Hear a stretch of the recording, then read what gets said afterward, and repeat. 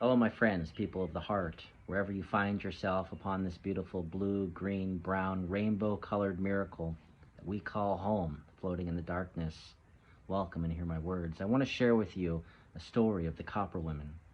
Long ago, after the ice had melted and traveling to the north was now open, a new people arrived, a mighty people who acted as one.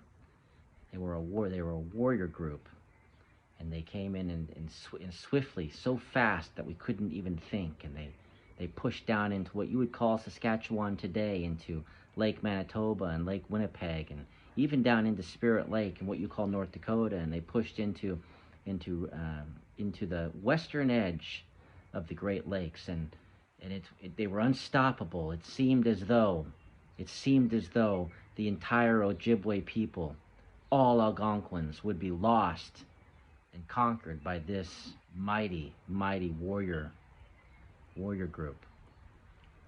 And so the grandmother said, we must sue for peace, because kindness is the power in peace. We must be kind to them. Go to the mines. Many do not know, but the Ojibway had great copper mines, one of the top producers of copper in the world. Many, many, many years later, when the Europeans came, and those that befriended us, we started to open up about these things, but then we saw that there was greed and lust in their heart for the things we had.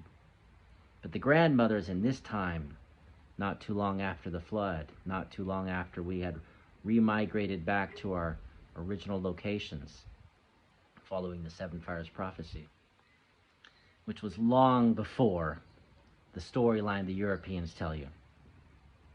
The grandmother said, take all the copper. We need to take the copper and offer them this copper, because our material possessions are meaningless in relation to the hearts of our children and the next generation to have the ability to speak for the grandchildren 7 generations from now. So they went and they sued for peace, and they offered all the copper that they had, to these mighty warriors whose numbers were like if you picked up sand in your hand. And there was greed and lust in the hearts of these warriors from Asia who had come across the land bridge into Turtle Island.